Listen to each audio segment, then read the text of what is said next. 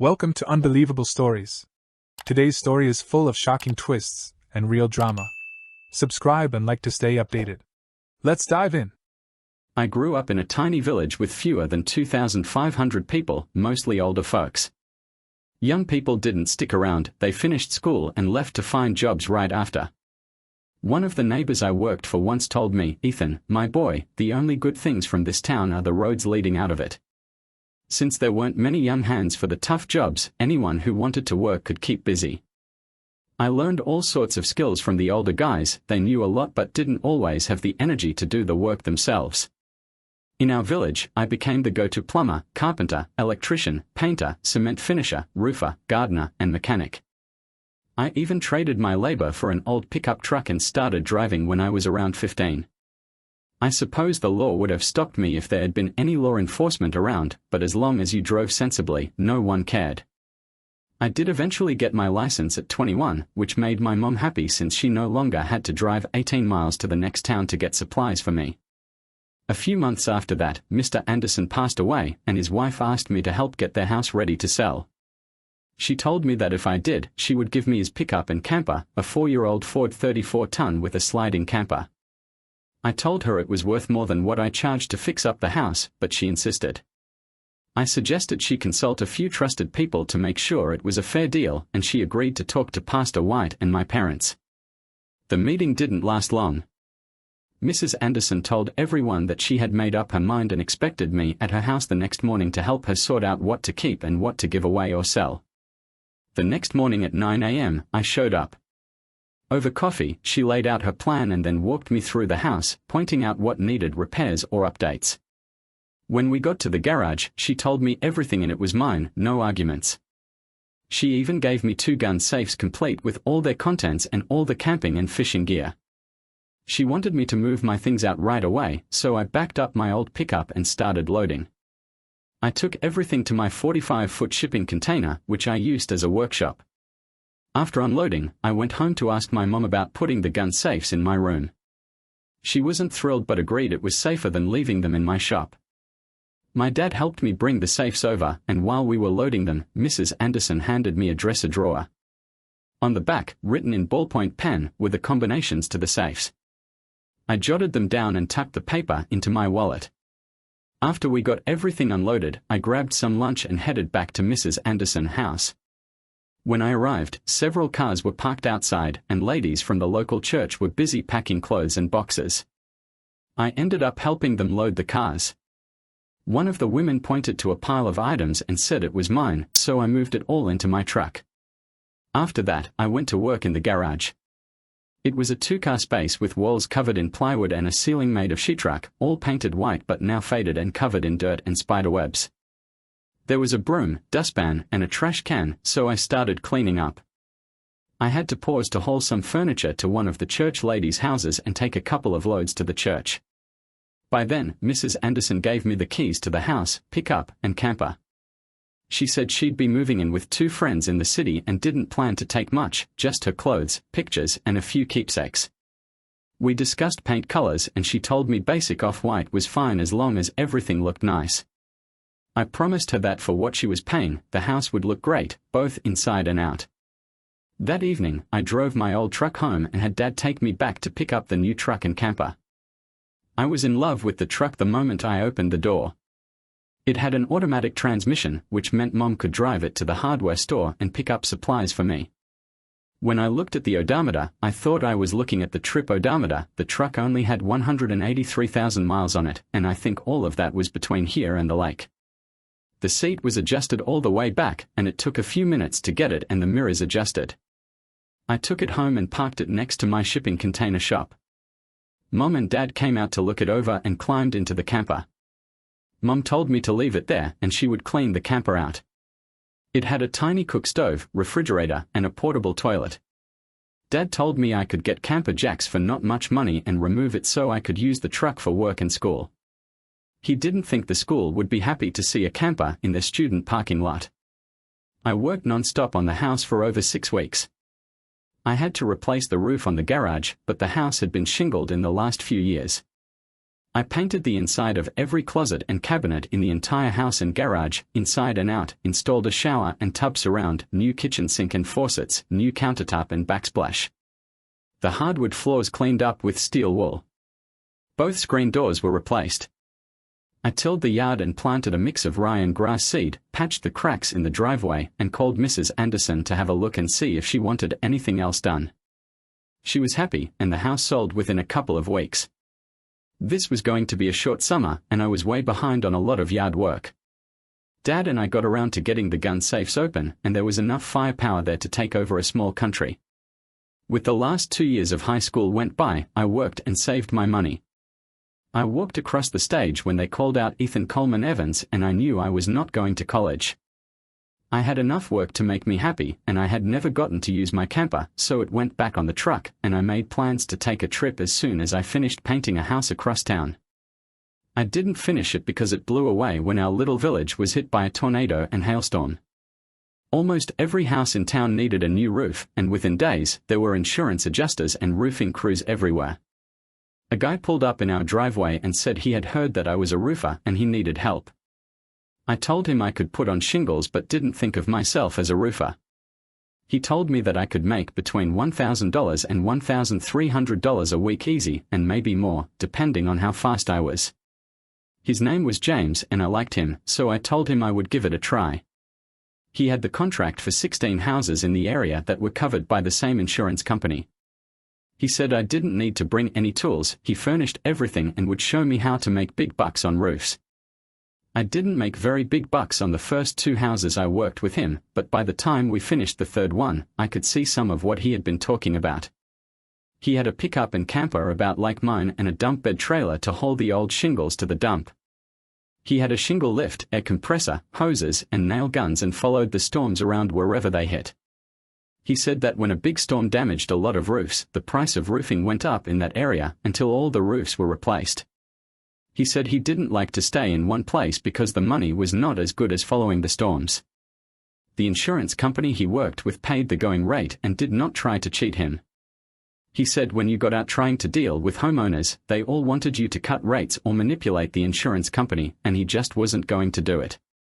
By the time we got the 16 houses finished, there had been 3 more added to the list, and James and I decided to go into a sort of partnership. He called around and found a place that had dump trailers, and I shelled out $8,000 for one. Then I had to have racks and lockboxes made and installed for another $1,000, a shingle lift for $2,600, another $2,600 on a compressor, hoses, nail guns, extension cords, and a few special tools. He showed me how to live in a camper, hit the roof at daylight, and work until dark, then do it again. Sometimes he stayed in RV parks that had washers and showers, sometimes he filled his water tank at the house we were working on, parked on the outside of town, used his outdoor shower, and dug a hole to empty his portable toilet when needed. He had about 10 or 12 things that he knew how to cook in the camper, or he ate at whatever place he could find. He spent very little money on anything but business. We went to Nebraska and hired some local helpers and worked 2 houses at a time. One of the helpers had a pickup with a trailer hitch, and we put him and one other helper working ahead of us, tearing off shingles and hauling them to the dump. We paid them by the square, so we were not worried if they wanted to take a coffee break because it came out of their pocket. After expenses, we cleared about $15,500 a day for each of us. By the end of the summer, I had around 18 changes of clothes and could survive by myself. I got along with the insurance company, and they told me I could contract directly for them because they would not have enough work in one place for both of us. I had made almost $160,000 plus 2 cash jobs that James and I had contracted. When we finished up, I went east and James went west. I stopped by to see my mom and dad, and Mom had a fit when she saw the inside of my camper. She unloaded everything and cleaned it. She asked me if I had ever washed the sheets, and I told her that I had but just didn't remember when. Dad wanted to know if I had made enough to make it worth my time. When I told him, he said it took him 3 years to make that much. I explained that I wouldn't be making that much until another big storm hit some unlucky town where I went to work for a larger insurance company. I wanted to work my way south so I could work through the winter. I had to show Dad my bookkeeping system, and he gave me a lot of tips on legitimate expenses. 2 days later, I pulled into Meadow Creek, Texas, and started looking for a helper. I had 2 jobs to do and found a guy that was not very fast, but he did stay at it. Once I had the shingles torn off, the moisture barrier down, and the shingles on the roof, I could knock them out pretty quick. I got the first job ready and took the helper to the second job and left him with the trailer, tools, and water, then went back to the first job and got most of it done before dark caught me. The next morning, I went to the second house and the helper was raking up what was left in the yard. He rode with me to the dump, and then we used the lift to get the shingles on the roof. The lumberyard had stacked them in the driveway, and he had to carry them a little way, but I was placing them on the roof, so it worked where we were not waiting on each other.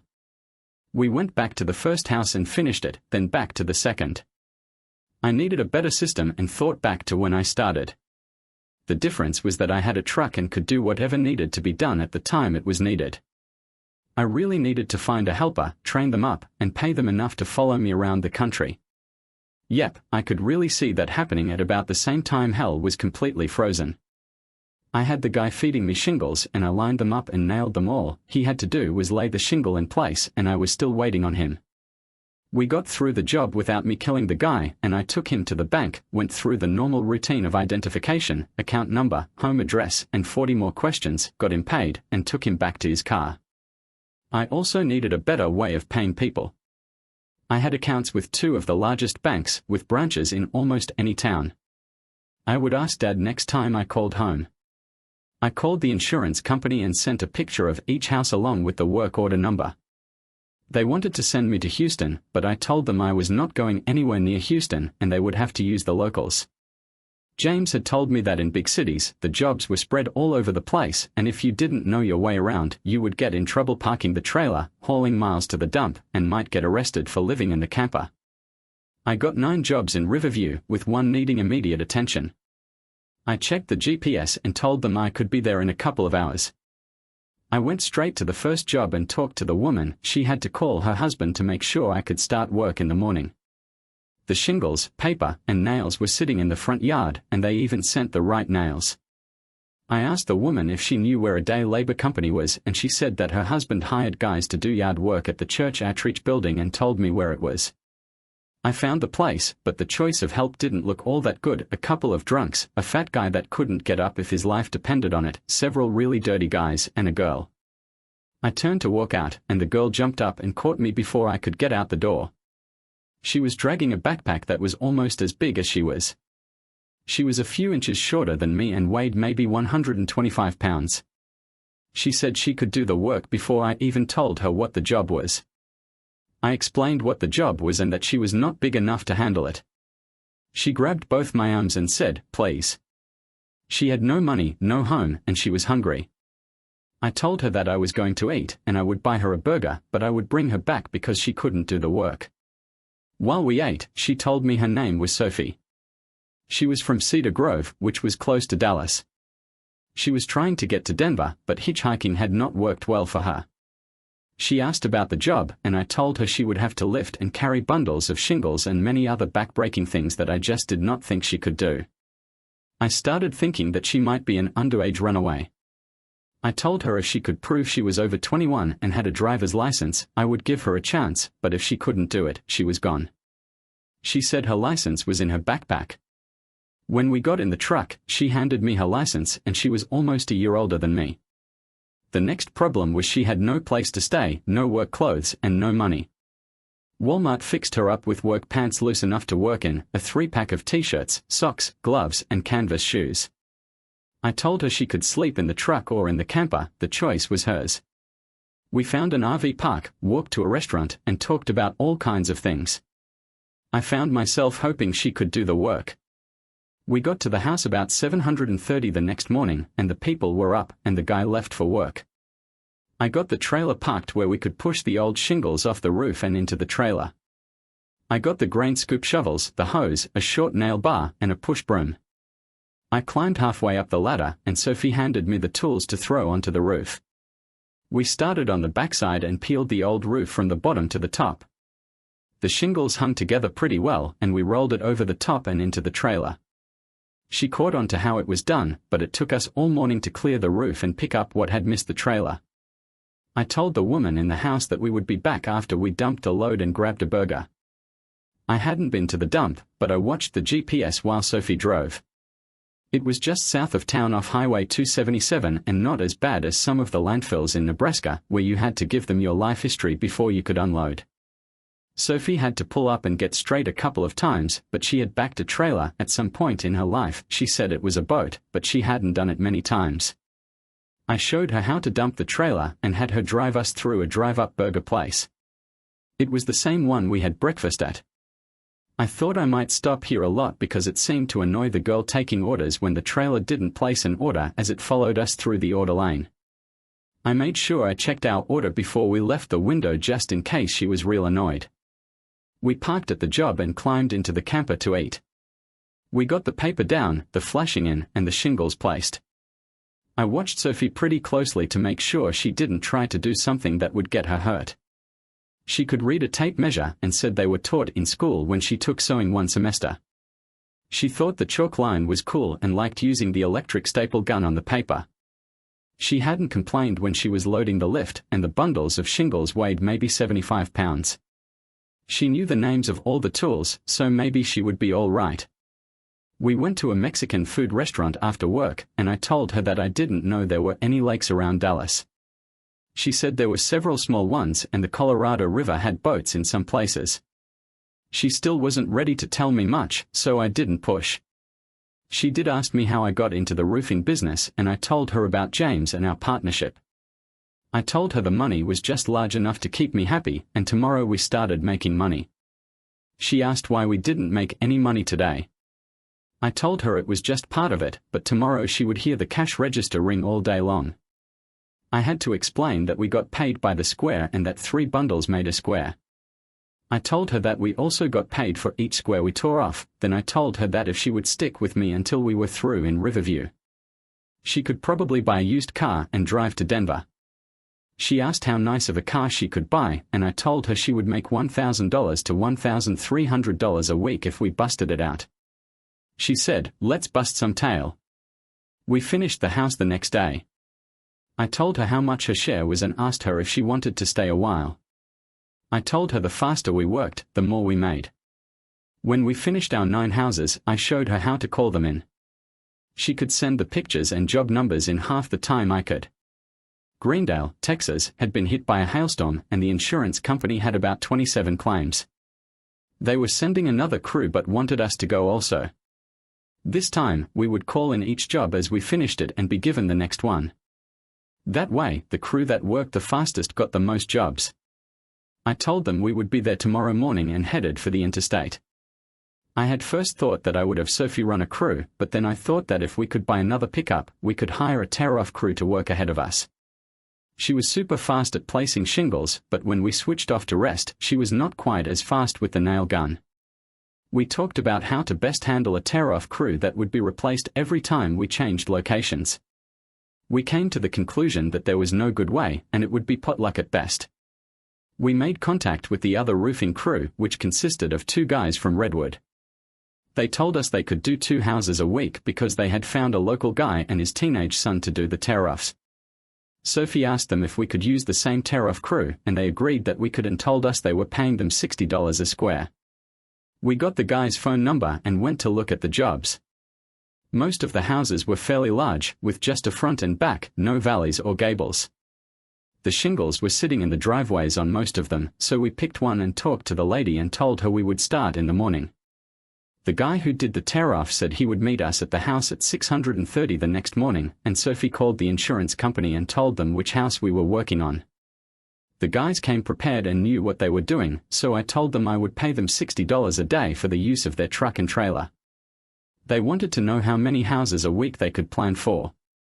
While the 4 of us worked on the first house, they told us the wife and mother was an RN at the hospital, and since the father had lost his job, he and the son worked cleanup, yard work, or whatever paid, and they preferred cash. Their dump trailer was bigger than ours, and using both trailers, we had all the shingles removed, the yard cleaned up, and the bundles of shingles on the roof. We followed them to the landfill, dumped the shingles, and went to lunch. Some days we did a complete house and others took a day and a half. We wound up doing 20 of the 27, and our helpers were able to pick up enough leftover shingles to do their house with. Normally, we just left the extra shingles at the house, so it was no loss to us. I thought we might be out of work for a while, but the insurance company had us doing a few houses in small towns, mostly in the Texas Panhandle. We had a lot of problems with the wind. You didn't roll out the roofing felt, then staple it. You had to hope you had it close to lined up and stapled as you rolled it out. We were glad when we finished them, and we decided to take a break and go to the Gulf Coast, sit on our butts, and watch the boats go by. Sophie called the insurance company to let the girl know where we were going and that we would put our equipment in storage when we got there so we would have it with us. We did watch the boats at Harbor View, Port O'Connor, and Coastal Bay, Texas, for almost 2 weeks. It was fun. The RV parks were a little high-priced, but the people were friendly and would answer questions that I'm sure they had answered 1,000 times. We would have stayed longer, but the lady at the insurance company needed us in the Clearwater, Greenville, and Fairview area, so we stopped in Savannah and picked up the dump trailer. The towns are close to each other, and a big hailstorm went through the area. Several houses were damaged badly enough to leak, so we had to put temporary plastic tarps over them until one of the crews could get to them. We did have some luck, though. A young couple stopped us and asked how they could get hooked up with the insurance companies. I told them that I had spent a few months working with one of their contractors before they gave me any jobs. We agreed to take them on as subcontractors for the duration of the available jobs. I looked over their equipment, and other than the trailer being a modified 8x16 2-axle flatbed that someone with some welding skill had turned into a dump bed, they had everything needed. The guy, named Liam, told me the hydraulics had no trouble dumping a full load of shingles. He said that Emma's father had built it for them. They were from Evergreen, Texas, and had been in the area since the previous day trying to hook up with a roofing company. We went to a pizza place to eat, and I told them how we had worked with 2 guys in Greendale, with them using both trucks and trailers, tearing off the roofs and staying one house ahead of us. During the 3.5 months we worked with Emma and Liam, we listened to their dreams of opening a fence company. Liam had worked 2 years in Redwood, Louisiana, for a fence and carport company. He said he started at minimum wage, and that was all they were ever going to pay, so he quit. He met Emma in high school, and she went with him to Redwood and worked at a builder's supply, but in Evergreen, they worked every kind of job you could imagine, including roofing. I had never done much fence work, and Liam said the only way to make money was to buy materials in truckload quantities, and that was what they were going to use their money for. This started many an evening in the RV park, talking about our lives, our families, and why we were where we were. Liam and Emma never even thought about going to college because their families couldn't afford it. They had always just hoped to get a good job and get by, like everyone else they knew. Sophie said she had planned to go to college, but her parents divorcing and pretty much telling her she was on her own ended any chance of that. I told them that I had always been self-employed, starting at about 11 years old, and had never once that I could remember had any thoughts of going to college. I had never had much use for most of the things I learned in school. Math was something I used, and shop was something that I knew more about than the teacher did. I had learned about wiring and plumbing from books and had maybe as many as 100 books on the building trades. I had no plans to stay in the roofing business but wanted to stay with it until I had enough to go home and start buying, remodeling, and selling houses. Sophie said she would go with me if I would buy her one of those fancy tool belts like the house flip lady on the DIY channel had. When we finished the houses, we went to Evergreen and stayed a week helping Liam and Emma clean and repair an old metal building that was going to be their shop and home. They had been living in a fiberglass shell cover on their pickup, so whatever they fixed up in the building would seem like a 5-star hotel. They survived, had a good time, and saved the money for their dream business. You can do most anything if you really need to, and they proved it. Over the next 18 months that we stayed with roofing, we worked with a lot of people, some good, bad, fast, and slow, but we never met anyone as determined as Liam and Emma.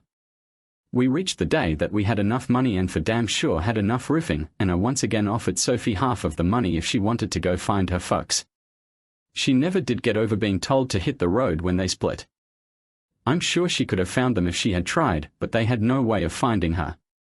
We had been home several times to visit my parents, and they both told me I couldn't find a better match than Sophie, so I had no problem taking her home with me. My dad suggested we form a corporation to protect ourselves against lawsuits.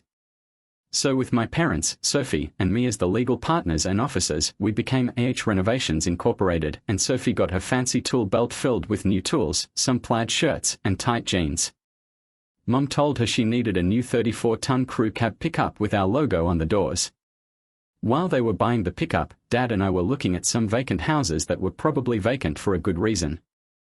I knew most of the houses in town from working on them at some time or another, and these were vacant because the owners had died or were in nursing homes. Many times, they had no kids, or their kids did not want to live where they grew up. I think I am the only person from my class in school still living here.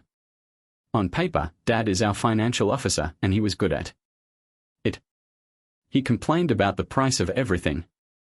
The county seat is located in another small town southwest of us. The city to the north of us is actually in another county. Sometimes that's a good thing, and other times a pain in the neck. Dad had to work, so Sophie, Mom, and I made the trip to check on the 3 vacant houses. Mom knew the lady at the tax office and had to catch up on what each had been doing, but after 15 minutes, we told her what we wanted. There were several years' taxes owed on each property, but the lady said that as it was, no one was paying them. If we made an offer of paying the back taxes plus $600 on each house, we would probably own them. The advantage to the county was that someone would now be paying the taxes. She totaled them up with the delinquent charges, and we could get all 3 for $23,000. That was a hell of a lot less than I had thought, and I'm sure Mrs. Gilman saw the surprise on my face. Being the talker that she is, she told us there were maybe 50 properties that could be had because nobody wanted them. I told her we would write a check for the 3, and if she could make us a list of the others, we would look at them. She took the check and property information to the judge to either approve or reject, and he came out and talked to us. He asked if we understood that the properties were in various stages of neglect. I told him that I had lived there all my life and had been in all 3 at one time or another. He said okay, but no money back on the deal, they were now a problem, and be sure to pay the new taxes by the end of January. Just that quick, Renovations owned property, complete with the county judge's signature. Mrs. Gilman, who insisted that we call her Betty because everybody did, had printed out a list of properties with delinquent taxes. She had marked through a few and said that the taxes on them were not yet 3 years delinquent. She also told us that a few of them were farm properties and that we would have to see what the judge would set the price at. We had to wait another hour for all the paperwork, but left with the deeds to all 3. The next stop was the electric company to get the power turned on. They wouldn't do it without an inspection, and it took us a while to convince them that we needed power to remodel them. They finally agreed that if someone was at the property, they would send a man to reconnect the wires. Water was the same problem but on a more local level. Our water department had pulled the meters to use somewhere else and had to buy some new ones. We would have to pay a reconnect fee of $160 per house, and they would have them installed within 3 days. Natural gas was the same deal, only worse. The guy told us they would hook a leak-down gauge onto the property gas lines and was just pretty sure that they would not pass because they had been built back in the 50s, and he would bet they were rusted out. We agreed they probably were and would replace all the gas pipes in all 3. He said that we should replace the water pipes also because they were at least as old and would destroy any remodeling that we did. Maybe this wasn't going to be as easy as watching the shows on TV. It became clear that we had the easy part done. We spent hours figuring out how to make each house look like something that somebody would want before we even thought about starting. Dad wrote out an ad for us to post on the internet and take to each plumbing and electrical supply to find licensed people to work for us. Once we found them, they knew other tradespeople like tile flooring, landscaping, carpenters, and painters. The electrician was a one-man operation and spent several hours talking to us while he and Dad grilled steaks and talked football.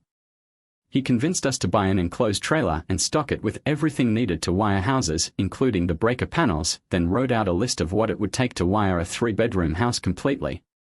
He said he had used the list for enough years to know that he didn't have to make many trips to the supply house. He told Sophie not to waste her time figuring out what light fixtures to use in each house. Find the ones she liked, buy them by the case, and use the same ones in all the houses. I could tell she didn't like that idea too much, and she told him she would stock the trailer, but she would get the light fixture she wanted because it was the only place she could make changes in the electrical. He smiled and told her not to let the contractors push her around. If she was going to be in charge of how the houses looked, she needed to be assertive about it. My old bedroom was small when I was a child, and it sure didn't make things easy when Sophie bought a new desktop computer and loaded it with floor plan, landscape, and house color programs. Mum told her she needed to find an office somewhere. There was an old brick building that at different times had been a bank, lawyer's office, and the town's administrative office. It was now just an old building that Sophie decided would be our office and home. It got Mom and Sophie out of my way so I could get started on the houses. One of the tile contractors was a Mexican guy that Sophie had talked to mostly in Spanish, and he had told her he could find her plenty of rough work labores. So I called him and got 4 guys and 2 pickups. I brought my dump trailer to the first house and had them strip them of all drywall, cabinets, and plumbing fixtures. We went through a bunch of dust masks and gloves. One of the houses had an add-on that had been built out of used lumber 60 years ago, and it had to be torn down, with the doorway covered with a plastic top. A couple of old storage sheds had to go, and then I put 2 of the guys tearing off the old shingles and the other 2 cleaning the yards, removing dead shrubs and trees, the remains of old fences, and filling in an old storm shelter. These guys needed the work and did whatever I told them to do, wasting very little time getting it done. I loaned my help to Sophie more than I wanted to and hired 2 guys that claimed to be carpenters that had lots of remodel experience to help her with the back half of the building. She was turning it into an apartment and leaving what had been the ladies' bathroom for the office to use.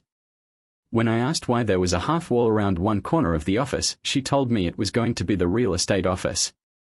She had talked to the woman who sold us the building, and she had enough time as a salesperson to get a license to run her own company but didn't have the money to do it, so now we have a real estate broker to handle all our buying and selling for a lot less money. I told her I liked the less money part, but I needed to go to the city and pick up a load of windows. Speaking of windows, now there is something that pisses me off. What was standard back when these houses were built ain't even close these days, so you have to rebuild the opening to fit the closest thing you can find.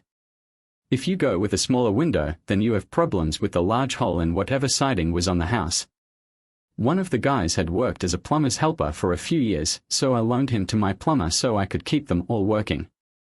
While eating lunch, I explained to all the guys that loaning them out did not mean that they were less important than the others, it just meant that all of us would have to do whatever was next. If you could only do one job, then when it was finished, you were gone. They all said they understood and would like to stay with us. When the electrician started on the last house, I called for the delivery of the drywall materials, and the crew from the city was fast and skillful.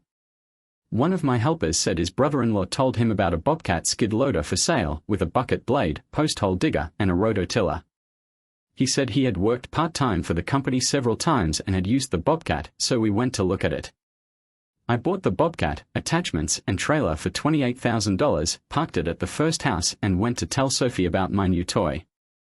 There was a truck and huge air compressor parked on the side of the building, and a guy was sandblasting the bricks, so I parked across the street with the other cars.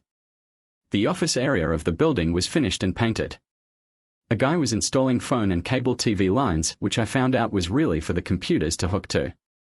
The floors had a turquoise and silver marble-looking polyurethane. Yep, it looks like she had been busy too. I told her about the Bobcat and attachments, and she grabbed my hand and led me to the back door.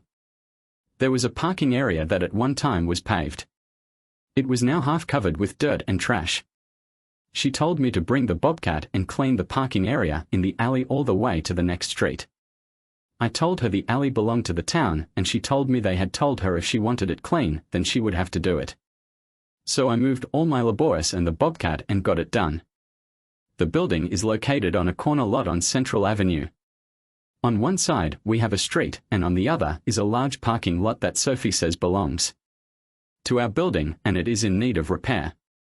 She said the sandblast guys would bring a street sweeper truck tomorrow to clean up their mess, and she was paying them to sweep all around the building and the parking lot. As the houses were completed, we were running out of work for our crew, so we went through the list and bought 2 more that were a little way outside of town. We would be lucky if we could save the frames, floors, and roofs. The foundations were solid and the floors level. There was no way of knowing if the wells were good until we had electricity. They were both on propane gas, so we had to have the lines tested with the leak-down meter. I had no idea what to do on the wells, but the plumber said he would call a guy that he had done a few jobs with and get him to come check them. He had a big generator mounted on a trailer and he just hooked them to it and turned on the outdoor faucet. He let it run for about 25 minutes with the faucet wide open, then filled the sample bottle to have the water tested. The second one we did not get so lucky and the pump would have to be replaced, which meant pulling all the pipe and the pump. I gave him the okay and he said it would be a few days before he could do it. I got the guys together and split the crews, with one carpenter and 2 laborious on each crew. I told them that we knew how long it took to strip each of the 3 houses we had done, so the hours should be about the same. If they wanted any time off, they could just tell me and take however long they needed. I needed to get Sophie to go with me to the city and talk to the tile guy because we were waiting on him. Our new tile man lives on the edge of the city and his shop is a double-car garage. He has a solid wood fence so you can't see into the backyard, which is a good thing because he has rows of low sheds with corrugated metal roofs with tiles stacked on pallets and covered with plastic tarps. He buys closeout and leftover tile from most stores and installers in town.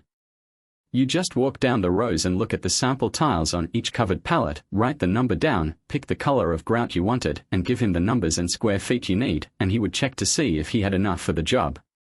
You could also mix colors or patterns, he didn't care. Whatever you wanted, you got. I looked around for Sophie and she was in the garage talking to a girl who looked to be around 21 years old. She wanted me to come and look at the mosaic that the girl was working on.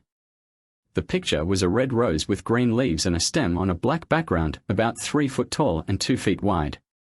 She said she chose a rose because she had been saving tiles that had just the right shade of color for about 3 years. She said she could see pictures in all of the multicolor tiles, and when she was 11, she started making mosaics from broken and scrap tile. Sophie asked her how much they would cost, and she had never sold one. She numbered the pieces on the back and put them in boxes with the folded-up drawing. She wanted to try clear polyurethane for a surface, but she needed to get an air-powered caulking gun and the plastic tubes and nozzles to inject the grout around the pieces. She also needed to get the ornamental iron guy to make her some circles and ovals of different diameters made of 12-inch square tubing. The clear polyurethane was used for T-tops and available at the builder supply. It became obvious that they were not through talking, so the tile guy, Jake Reed, and I went and sat down. He told me that he had been trying to build up the business so he could turn it over to his daughter, Maya, because she had not made good enough grades to go to college. She had a lot of trouble in school because she drew pictures all day instead of doing schoolwork. She was an excellent tile worker, but he had some problems with helpers keeping their hands to themselves, and he had to fire a couple of guys. He was thinking that she would not be able to run the business. He had not really wanted to buy all the leftover tile, but Maya needed to look through a lot of tiles to make her mosaics. We got the tile work completed, but Maya didn't help because she was with Sophie every day working on the tile in our apartment. When the houses were complete, Paula, the real estate lady, came up with prices for them that I thought were wishful thinking, but she was promoting them as just a 30-minute drive from all the hustle and bustle in the city to our peaceful little town, where the crime rate was almost zero and the taxes were super low.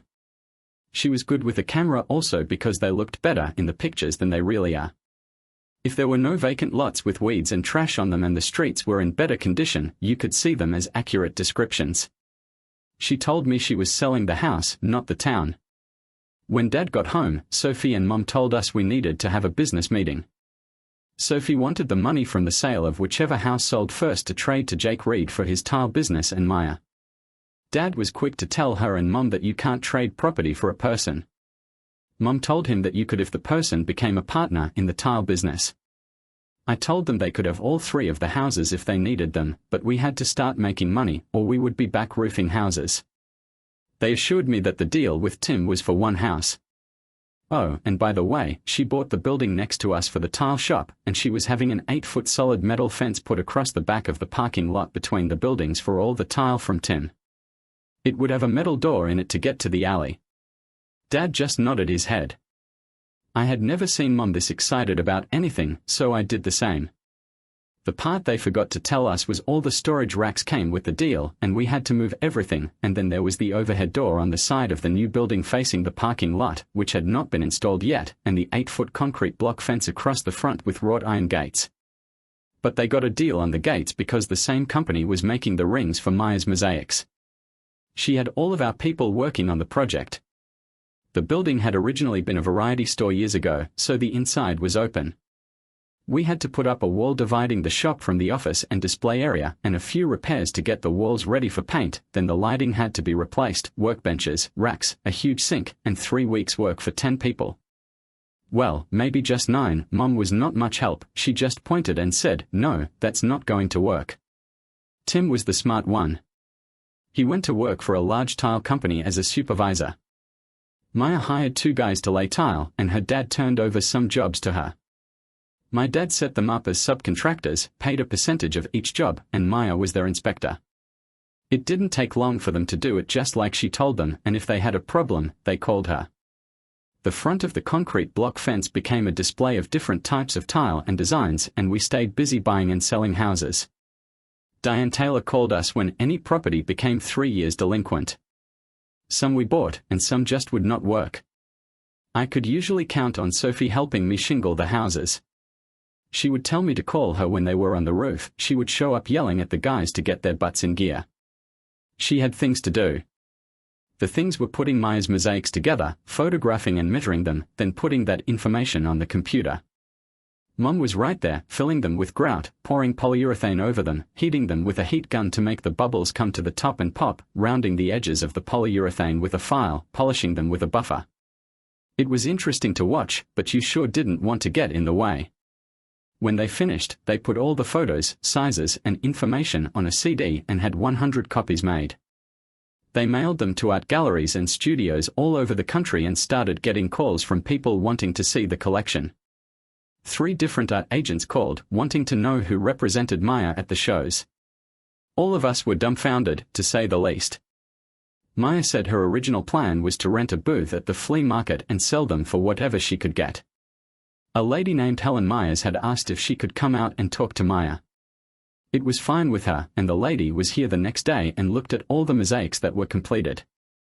She told Maya that she would represent her at the shows for 20% and said that she would present them in a manner that made the most money for both of them. There is one mosaic of 3 ducks flying that has hundreds of small pieces of tile to show the detail, and Laura said she knew she could have it sold within a week. Maya told her to take it, and she and Mom signed the contract.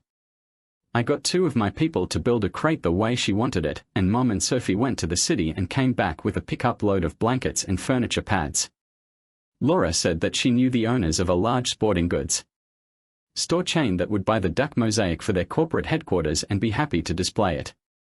She said she was going to try for $21,000 but might have to settle for $12,000, but she needed to get some of the workplace to get people talking about it. She asked Maya if she could do custom work from drawings or photos, and they agreed that it would depend on the detail in the drawing. She would have to make a drawing from a photo and see if the customer wanted it.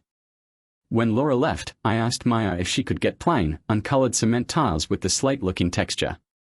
She said she could get plenty, but they were ugly and looked just like cement with lines. I asked her if she could use an airbrush and concrete stain to get the colors she needed instead of buying all the tile in the state. Maya, Mom, and Sophie told me to watch the shop, and they got in my pickup and headed to the city. They came back with 110 12 by 18 cement tiles and down near that many plastic jugs of concrete stain. They had 6 high-volume, low-pressure paint guns and 2 airbrushes, a compressor, and 50 feet of hose. The stain was a water-based dye, so there would not be any fumes to deal with. The plumber had to run a water pipe along the wall to a floor drain in the back of the building. They were going to wash the tiles in bleach water, let them dry, apply the stain, let it set until it was the shade they wanted, then rinse and let dry. The plumber made some stands about waist high with 2 20-foot sections of pipe between them for racks. I thought they were to spray them like painting a car, but the paint guns were just used as a method of getting the color on the tile, sort of like a child's very wet watercolor. They knew what colors they needed and just smeared it around with some cheap brushes from the hardware store. Maya said she thought they used some similar method in the tile factories, maybe a roller sponge with the color dripping on different-sized rollers and a vibrator to make the random patterns. Anyway, this is what they had, and they could make it work. I bet they have a helper the first week they used the system. I stayed out of their way other than hiring them a man to build plywood shipping crates for the mosaics. They had him working outside under a big aluminum carport with a panel saw, a 10 inches miter saw, and a screw gun. Laura would call and tell them which ones to ship and send a van to pick them up. The driver said he picked up millions of dollars worth of artwork all over the country, delivering it to customers or art galleries. His passenger was an armed guard. They didn't wear uniforms, but the light jackets on hot days made you look twice. Tim started sending customers for special color tile. Purple and gold, no problem. I liked the turquoise and metallic silver, but they all thought I was nuts. While all this was going on, I stayed with my original plan of buying and selling houses. I did buy one of the farms that was mostly too rough to farm unless you ran a bulldozer across it first. It was also too small and not enough grass for a cattle ranch. I guess it would support a few head of cattle but not enough to interest anyone in that business. I bought it because it was cheap and just scenic enough for mini ranches if I ever got enough money to build them. I'm sure Paula could sell them, but it was a years down the road project, if ever. I was able to buy a place that had a burned-down house and a 40 by 60 metal shop building on it. I used the bobcat and dump trailer to clean the place up and had to rent a jackhammer to bust up the foundation. I had to hire a guy with a dump truck to haul off the broken concrete because my trailer couldn't handle it. But now I had a storage building for my equipment. Paula called me and said she had found a deal on some mobile homes if I had lots for them. We went to a mobile home park that had sold their property and the people had to move the mobile homes. 3 of the people wanted to sell and the others were looking for another mobile home park. The park owner gave them 35 days to move and all of them were upset beyond belief. Paula was able to get all 3 for the payoff plus a $2,000 moving expense. I headed to the county tax office to check on vacant lots. I got 11 lots plus permission to park the trailers on county-owned property for no more than 60 days. Paula handled getting them moved the minute they were empty, while I had all of my guys plus a guy with a small bulldozer working on the lots. Most had never been used and were covered with years of weeds and trash. I had him scrape them clean and haul the trash. A trip to a mobile home dealer got me the information on concrete pads and the plumbing and electrical requirements. He also told me that when I got the lots ready, to call him because he had a hard time finding lots that were ready for his customers to move their new homes to. I decided to set all 11 lots up for mobile homes and Paula would handle the sales. After we got the trailers located, hooked up, and skirted, we poured driveways, walkways, and installed aluminum carports.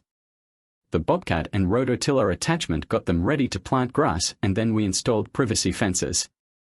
The lots and mobile homes sold fast, so I told Paula to buy any that she thought would make money and I went back to the tax office to see what else was available. I bought all she had that were inside the town and found out who owned most of the others. I gave the list to Paula so she could try to buy them. I had everybody busy, so I went to see if I could get the girls to share their sandwich supplies with me. When I walked into the tile shop, the first thing they asked me was where they could get another building for making tiles. What they really needed was more room for drying them. I told them to buy an oven that was open on both ends and run them through it, either that or a blower system. They headed to the computer and I helped myself to their sandwich supplies. I finished eating and was sitting there trying to figure out how to make more money when Paula came in with a lady who was looking for me. It was Claire Davis, or I guess Jones now. I had gone to school with her and her husband. Her mom and dad had owned the cafe at the other end of the block and they had lived upstairs.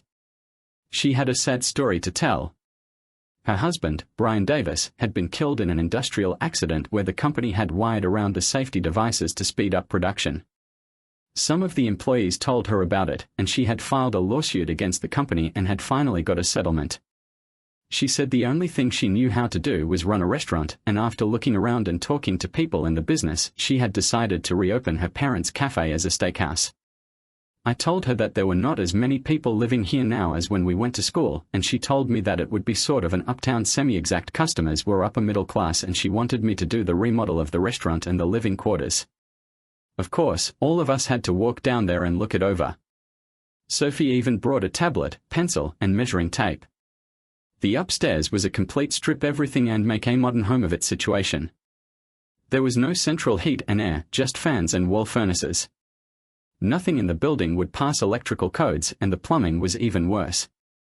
There were not really any furnishings worth keeping and nothing about the structure that she wanted to save. She did want it to have a Western or maybe Mexican adobe look and could hire an architect to help with the design. The kitchen just had 2 household cookstoves with a grill bolted to the top of one. The sinks were stainless commercial units with a burner under them to keep the water hot. It all had to go to the dump and start over with an empty building. Maya asked if she could do the tile work and the floors, which were concrete. Claire told her she had the job and she wanted one of the mosaics made into the design. I really thought I might be in over my head, but all the girls thought they could make the best-looking steakhouse in the whole wide world, so I didn't say anything. Claire said she needed a rough estimate so she would know where she was, but she was going to do it. It was a big old building, but it was new enough that it had steel beam construction with brick on the outside. There is a parking area in the rear that might hold 30 or 35 cars and street parking in front with angle parking on the side street, maybe 60 cars total. It took 4 months to get Claire's steakhouse ready to open, and in that time, we also had a steel building erected over the parking lot, tying our 2 buildings together.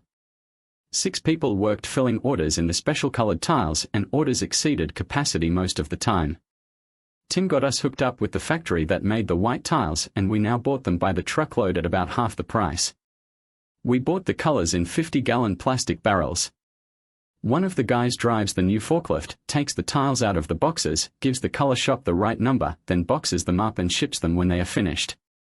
Laura has sold about 1/4 of Maya's stash of mosaics, and she has completed 2 special orders. But one of the best things that happened is Claire told the mayor that he wasn't doing his job and he could quit, or she would get a lawyer and get him fired. Now Claire is mayor, and the first thing she did was have a town meeting and told the people that the trash in everyone's yards would have to be cleaned up because it was a fire hazard. If the yards were not clean, they would be fined. If they were over 65 or disabled, they could put their name and address on a tablet she had, and someone would clean it up. The someone turned out to be volunteer county jail inmates. The room we were in would become the senior citizens club. Folding tables, coffee cups, a dishwasher, games, TV, and a few pieces of exercise equipment would be provided by Color Tile and Claire's Steakhouse. She pointed at the guy who had the contract for trash dumpsters and told him she was putting him on notice he would do a better job of emptying them or face a lawsuit by the town. She told the people if they had property on Central Avenue, it would need to be cleaned up and painted. If they didn't have the money to clean it up, then they needed to sell it to someone who would. The few town employees would get to work on time, stay busy, or be fired. That started a loud rumble, and she pointed to a man in the front row and told them if they had problems with anything she had told them, they could talk to her lawyer, who was sitting right beside him as the county judge. She had already worked out the next part with the girls. She pointed at me and said she was giving me the contract to remodel the bathrooms and repaint the city hall inside and out. It paid $600, and she opened her purse, counted it out, and told the clerk to hand it to me. I said, "Yes, ma'am. Would you like to pick the tile, or do you trust Maya to do it?" One of the people asked if she was supposed to get bids on it, and she told him she was paying for it, and she would hire people who would do it right. If he wanted to pay for it, he could hire anyone he wanted to. Then she told the town employees that the town vehicles were not their personal transportation and they would be left in the town hall parking lot at night, with the keys left in the office. We were not running this town so they could have a paycheck and a vehicle to drive. We had a lot of happy people and also a lot of annoyed people, but Claire did not care. It was her way, or they could move somewhere else. I knew Mom had called the newspaper and TV stations. They didn't all come, but they wished that they had. Claire made the front page of the newspaper in the city and was also interviewed by 2 of the TV stations. She did change the town, and it was for the better. A few days later, the parking lot at Claire's Steakhouse was full of cars, and people from the city came to see the Iron Lady that ran our little town. That girl knows a thing or two about advertising. About 7 months after the big meeting, Claire introduced me to a land developer at her steakhouse. He said that the city was building in this direction, and he wanted to buy the farm property that I owned and that he realized it was the best-looking property in the county. He offered me $1.4 million for the 220 acres, or $6,000 an acre. Sophie was kicking me under the table, so I told him I was listening. He said that was all he could offer because it needed roads and utilities. I asked him if he was talking cash, and he said he was, so I shook on the deal and told him that I would want our real estate agent to handle our end of it. He agreed and even paid for our dinner. When he left, Dad asked me how much I paid for it, and I told him $450 an acre, but it really didn't matter because I was never going to have the money to develop it, and I knew I would have to sell it at some point. Dad told Paula to find somewhere to invest the money from the land sale, or the tax man was going to get an enormous chunk of it. What she came up with sounded a little too far out at first, but the more we talked about it, the better it sounded. About 35 miles east of us, the land started getting a little rough for farming, and it had a lot of trees, hills, and small canyons, nice to look at, but not a lot you can do with it. A few county roads, but no major highways, sort of an out-of-the-way place. Some fool had built an RV park in one of the canyons, complete with paved roads, individual camping and parking spots, water, septic tanks, electrical hookups, street lights, a convenience store, gatehouse and living quarters, a small amphitheater, and a bunch of other expensive but impractical things. 60 acres of wasted money. On top of that, it was a mile down a private paved road off a two-lane county road that nobody uses. But the guy had lived his whole life in the area, and when he came into a fortune, he decided to invest it in what he thought people would be lined up to get in. Now he was broke, and most of the RV spots had never had anything parked on them. He never had to close the place down because nobody ever came to use it. He was living in the gatehouse and wishing he had done something else with his money. Our plan, if we can buy it, is to break it up into lots for building individual houses on the parking spots. We would form a homeowners association with rules, fees, and fines, all that rich people do. Now, how do you get people to buy a lot in the middle of nowhere? You drive some stakes in the ground and nail a sign to it that says, clothing optional beyond this point, and you give it a fancy name. Mom, Dad, Sophie, Paula, and I went to see the place. Paula told us to act disinterested and talk about advertising costs and hiring at least 4 caretakers.